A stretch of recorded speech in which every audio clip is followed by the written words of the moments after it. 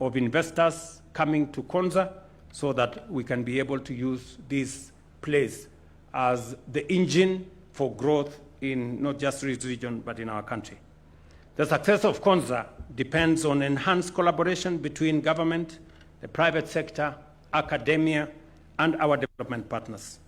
I acknowledge the support of the United States, Italy, China, and South Korea, among others, as well as the private sector and academia for their steadfast commitment.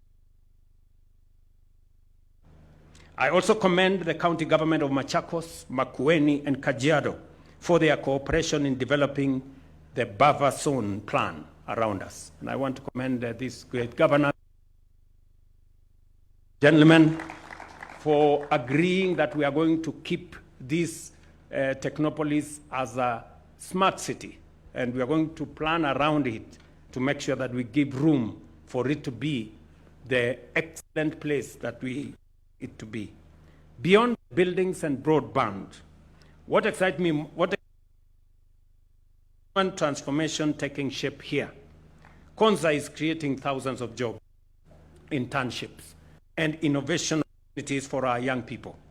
More than 4,000 Kenyans have already been employed here, with 1,000 more expected by mid-2026, and 10,000 projected in light manufacturing alone.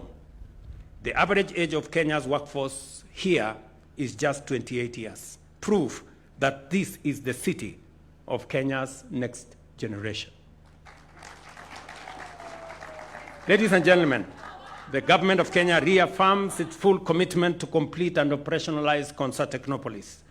We will continue to mobilize resources, attract investors, and strengthen partnerships to make Konza Africa's smartest city and the heartbeat of the Silicon Savannah. Ladies and gentlemen, allow me to say two final things. Na nataka niwashukuru sana watu wa Makueni na watu wa Ukambani. Vile mumesikia, mimi nimekuja hapa mara 5. Nilianza kukuja hapa 2014. Wakati nilikuja hapa 2014, hapa ni mahali kulikuwa na matope, hakukuwa na lami hata inchi moja, na kulikuwa na msitu mkubwa. Watu wengi siku hiyo, wakati tulikuja kuanzisha hii mpango, waliona kama sisi ni wazimu. Hawakuamini ya kwamba siku moja yale tulikuwa tunasema ya kwamba hapa kutakuwa na mji ama city kubwa, smart city, inawezekana. Leo mimi nimekuja hapa nikiwa na furaha nyingi kwamba yale tulisema yatatendeka 2014 sasa tunayaona kwa macho. City ndio hii. Horizontal infrastructure imekamilika, ndio tumekuja kuianzisha leo. Hapa tuko na university. It is going to be among the best universities in Kenya. Hiyo inaitwa KAIS hapo. Hapa sasa tuko na mambo mengi ambayo ni ya first world. Hapa pia tutakuwa na affordable housing, kuhakikisha kwamba wale ambao watafanya kazi katika city ya Konza watakuwa na makao hapa, and they will also have smart homes hapa Konza, na itakuwa katika ile bei ya kawaida ya affordable housing. Hiyo mpango yote ambayo tunafanya, tumekubaliana vile nimesema, barabara iweze kupanua iwe dual carriageway kutoka junction pale ya Machakos mpaka Emali. Pia na tulete maji kutoka kule Kilimanjaro ije moja kwa moja mpaka mji huu. Na mji huu itakuwa ni mahali ambapo wananchi watapata ajira. Vile nimewaeleza, kufikia mapema mwaka ujao, tayari vijana 5,000 watafanya kazi katika factory ambayo inajengwa katika town hii ya Konza City. Na haiwezi kusimama hapo. Hiyo ni investor mmoja. Tukienda mbele, tunatarajia kwamba watu kazi kati ya 10,000 na 20,000 nafasi ya ajira itapatikana katika mji huu. Na mmesikia tayari ya kwamba kwa wale wanaofanya kazi Konza Technopolis, average age yao ni miaka 28. Kumaanisha hii itakuwa city ya vijana. Hapa ndio vijana watapata ajira na watasongesha mambo ya maisha yao mbele. Nimesikia yale viongozi wameongea hapa.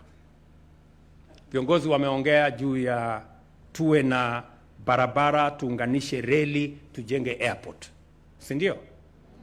Pia wamesema tulete maji, pia wamesema tupange mambo mengine ambayo yatatusaidia kufanya mji huu kuwa ni mji ambao ni wa kisasa. And that is the trend everywhere in Kenya. Is that we want more infrastructure. We want better delivery of water. We want a much more sustainable country in terms of food security. Everywhere in Kenya, we are also discussing about power. How do we deliver power to our homes? How do we have sufficient power to drive our transformation? And this is the conversation that we have been having as a country. I have had this conversation with many members of parliament in the Senate and the National Assembly. I have had this conversation with many leaders around Kenya, that it is time as a nation that there are three fundamental things that we must do, because it's time for us to move Kenya from being a third world country to a first world country. And I want you people to listen to me very carefully, because this is the moment, this is the generation, and this is the opportunity for us to move this country to the next level. We must do three things. Number one, we do not have enough energy. We do not have enough electricity to transform our nation.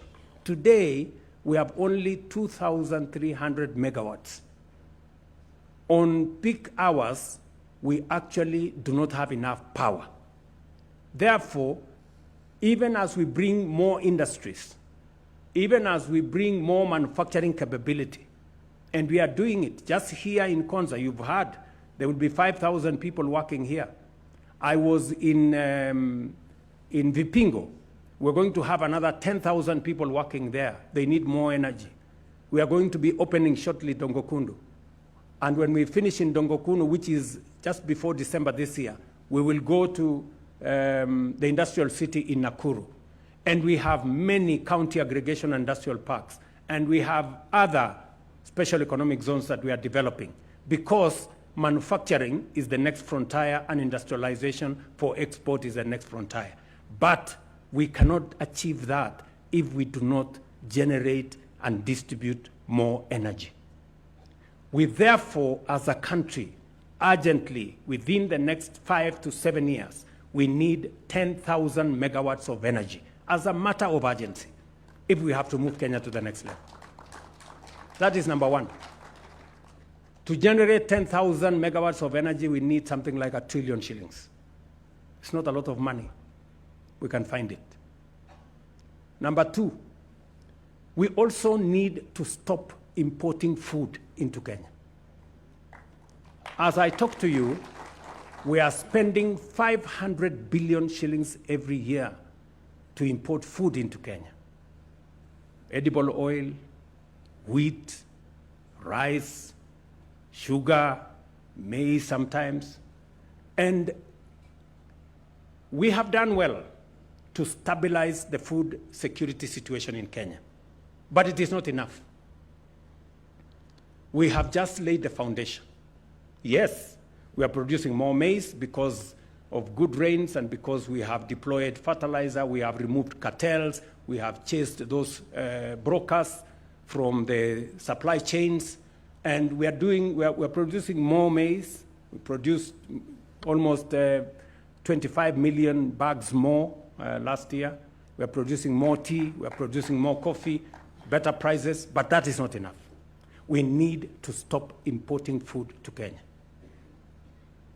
We need to save that 500 billion we are importing from to Kenya. How do we do it?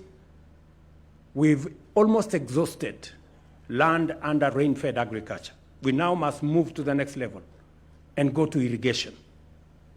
We need to build 50 mega dams like Thwake so that we can irrigate 2 million acres.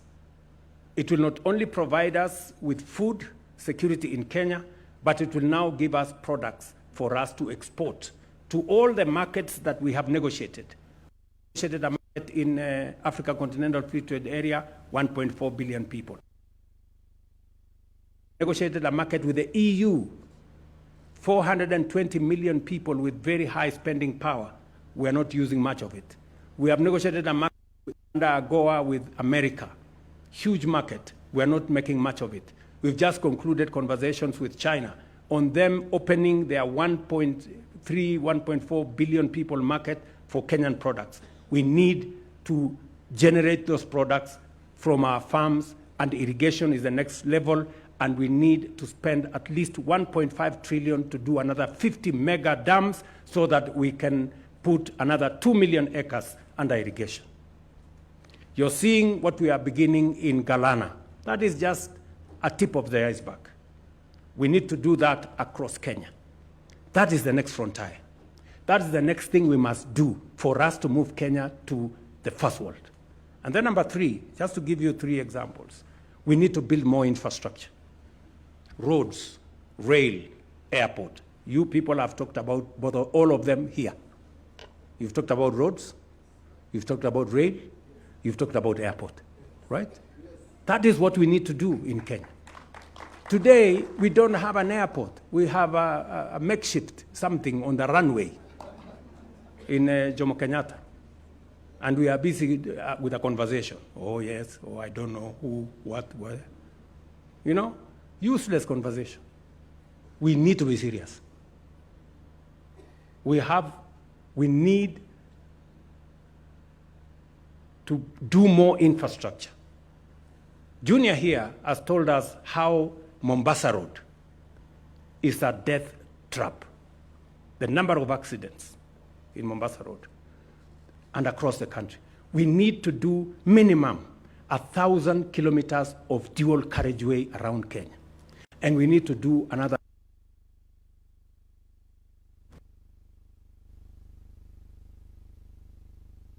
to Uganda.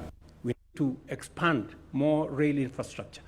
We need to do an airport in JKA and possibly an airport here in Konza. We need to expand our airport infrastructure. We need close to 1.5 trillion to be able to achieve that.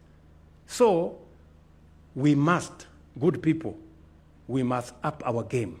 We must raise the bar. We must up our standard. We cannot continue to think about small things. And let me conclude by saying, where do we find the money to do this? Yes, we have what it takes to have the resources to do this within Kenya. Putting together resources from our budget, building resources from our private sector, putting together resources from our privatization, we will be able to create a big pool of resources that we can use in an innovative manner, like all other countries have done, if we put it together under a national infrastructure fund. And shortly, we will be taking to Parliament the law to establish a national infrastructure fund that is going to help us to achieve these 3 objectives: 10,000 kilometers of power, expand our road infrastructure, 1,000 kilometers of dual carriageway around Kenya, 10,000 kilometers of tarmac around Kenya, make sure that we have a good airport, and make sure that we have what it takes to do it, and expand our rail infrastructure to where we want it to get, especially our products. And number 3, to generate sufficient water from 50 mega dams around Kenya that will generate for us at least 2,000 megawatts and also enable us to do 2 million acres extra of land under irrigation. That is how we are going to move this country into the future. And we can do it in our lifetime, as I have said. All these things we have done. Korea, they are sitting here to us, they did it. Korea was exactly like Kenya. This Korea you see here. was exactly like Kenya in 1963. Tulikuwa sawa na hawa watu wa Korea 1963. GDP yetu ilikuwa sawa. Wao ni watu wa kilimo kama sisi. Lakini leo uchumi ya Korea ni 20 times that of Kenya. Mnaona iko makosa mahali fulani? Yes. We must ask ourselves, what did Korea... Sasa, just imagine. Watu tulikuwa sawa 1963. Saa hii tunaenda kwao kukopa pesa. Just imagine. Iko shida ama hakuna shida hii Kenya? Please, tafadhali nawaomba Wakenya wenzangu, tukubaliane tubadilishe hii nchi. Tuache siasa ndogo ambaye haitusaidii. Siasa ya ukabila, siasa ya chuki, siasa ya kugawanya watu, siasa hiyo. Watu wengi hawa ambao wanazurura kutusumbua, wanatusumbua kwa maduka huko, wanaongea mambo ya ovyo. Hakuna kitu wanaongea. You know? Ama namna gani? So, tafadhali, mimi nawaomba, viongozi sisi wote, tuamini Mungu, na tujiamini wenyewe, na tuamini taifa letu la Kenya. Tunaweza kuibadilisha hii taifa, sisi wote tukiweko. Sijui kama tunaelewana jameni. Hakuna haja, hii ugomvi kidogo kidogo. Kama wewe ni kiongozi, na uko na sera na mpango tofauti bora kuliko hii yetu, tueleze. Usiseme ati mpango yako ni kuja kuondoa affordable housing. Sasa hiyo ni ujinga. You know, think, if William Ruto wants to do a million house or 3 million, don't tell us you are going to bring down what William Ruto is doing. That is stupidity. Ama na magani jameni. Na sitaki kusema sana mambo hii ya siasa, lakini leo tumekuja hapa kwa hiyo mpango. And that is why I must tell you that we want to pull together. Uliza viongozi wote. Kwa mfano, tuko na mpango ambayo tumeweka inaitwa Nyota. Tumeketi chini na tumekubaliana hii ni mpango ya serikali. Wametupatia loan. Wasikia watu wengine wanasema ati ni project ya World Bank. Project ya World Bank gani? Mtu akupatia benki kupatia pesa uende ujenge nyumba, hiyo nyumba ni ya